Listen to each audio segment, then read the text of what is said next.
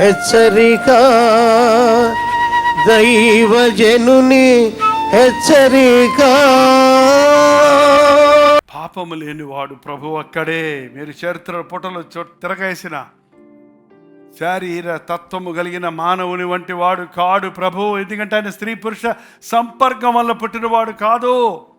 మనందరం స్త్రీ పురుష సంపర్కం వల్ల పుట్టాం. మనం పాపం చేయకపోయినా మన పితరుల పాపం మనలో ఆటోమేటిక్గా ఉంది. జీన్స్. ఆదాము వల్ల పాపం ఉంది.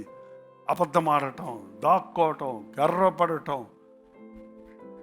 చిన్నపిల్లలు పెరుగుతుంటే చూడండి, ఎవరైనా నేర్పిస్తారా ఏబిసిడీలాగా ఎలా అబద్ధం ఆడాలని, ఎలా అబద్ధం ఆడాలి, ఎలా బూతు మాటలు మాట్లాడాలి? ఏ తల్లిదండ్రులైనా ఏ టీచర్లైనా నేర్పిస్తారా?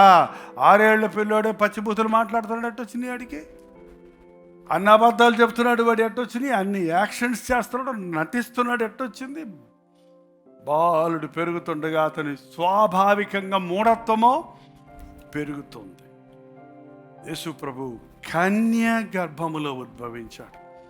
పురుషుని ముట్టని, పురుషుని ఎరుగని మానవ బీజము కాదు. ఆయన పరిశుద్ధుడిగా పుట్టాడు కనుక ఆయన మన పాపాలకు పరిహారము చేయగలిగిన వాడిగా ఉన్నాడు. ఇంకెవరు నిలబడ్డారు అక్కడ? ఏ స్త్రీ? పాపాత్మురాలైన స్త్రీ. ఆమెను ఇన్ని నేరాలు మోపు తెచ్చిన వాళ్ళందరూ పారిపోయారండి. అప్పుడు ఈమె ఏం చేసి ఉండొచ్చు? ఏమి కూడా మెల్లగా జారుకొని ఉండొచ్చు కదా. మరి ఎందుకు అక్కడే నిలబడింది? ఆమెకు అర్థమైపోయింది, నేను పాపిని, నేను శిక్షకు పాత్రురాలను. ఈయన పరిశుద్ధుడు, నన్ను శిక్షించుటకు అర్హుడు, శిక్ష పొందటానికి నేను సిద్ధం. అదండి సెలువు ముందుకెళ్ళి మనం చెప్పాల్సింది. సెలువులో యేసు ప్రభువుని చూస్తున్నప్పుడు ఈయన పరిశుద్ధుడు, నేను పాపిని, నన్ను క్షమించేవాడు ఆయనే, శిక్షించేవాడు ఆయనే, నన్ను సరిచేసేవాడు ఆయనే. ఆయన ముందు నిలబడున్నవాడితో ప్రభు ఏం చెప్పాడండి? యేసు తలెత్తి చూచి ఏమన్నాడండి? అమ్మా, నేను నీకు శిక్ష విధించాను, నీ శిక్షను నేను భరిస్తాను. ఇంకో మాట చెప్పాలంటే, నీ వ్యభిచార పాపానికి రావాల్సిన శిక్ష నేను భరిస్తా. నీ కొరకు నా ముఖాన్ని ఉమ్మివేయించుకుంటా, నీ కొరకు నేను ఊరి బయటికి తరమబడతా, నీ కొరకు నేను దెబ్బలు తింటా, నీవు చనిపోవలసిన స్థలంలో నేను నీ కోసం సిలువలో చనిపోయి నీకు జీవం ఇస్తున్నాను. నువ్వు వెళ్ళి ఇకను పాపమో చేయకుమో. ఆ తర్వాత ఆమె ఆది సంఘములో గొప్ప భక్తురాలైంది, పరిశుద్ధురాలైంది, ఒక పాపిష్ఠురాలు. ఈ రోజున దేవుడు ఎంత పాపినైనా క్షమించడానికి సిద్ధంగా ఉన్నాడండి.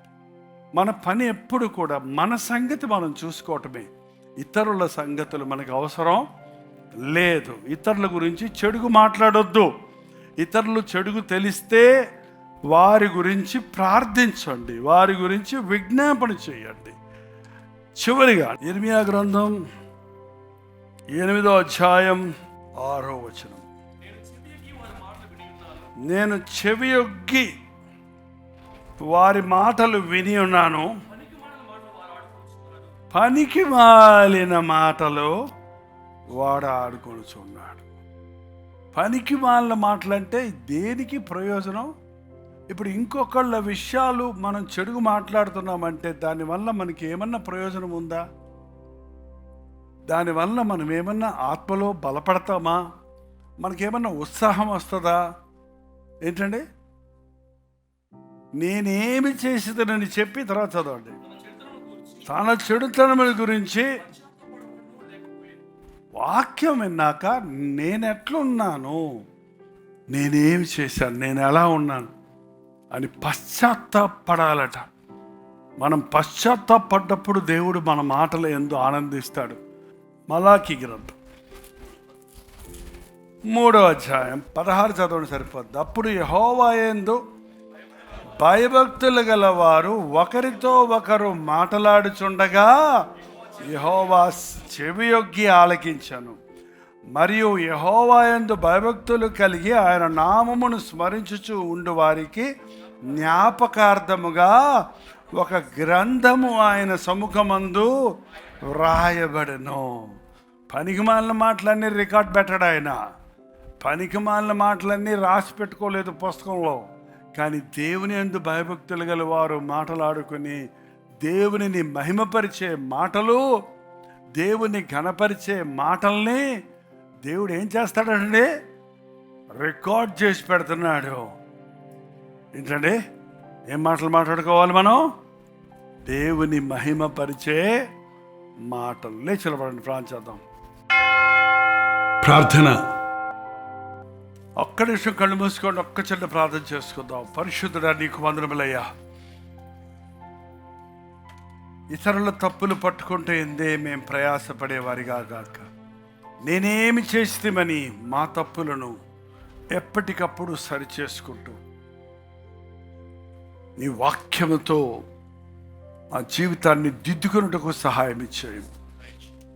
మా స్థితిని మేము చూచుకొనుటకు, మా హృదయాన్ని శుద్ధి చేసుకొనుటకు, మా చుట్టూ బంధకములలో ఉన్నవారిని, పాప బంధకములలో ఉన్నవారిని, పాడైపోతున్న వారిని చూసినప్పుడు నాయన వారి కొరకు విజ్ఞాపన చేయుటకు, వారికి నీ సత్య సువార్తను వినిపించుటకు, నీ ప్రేమ కలిగిన పాదముల దగ్గర తీసుకుని వచ్చుటకు మాకు సహాయం చేయి.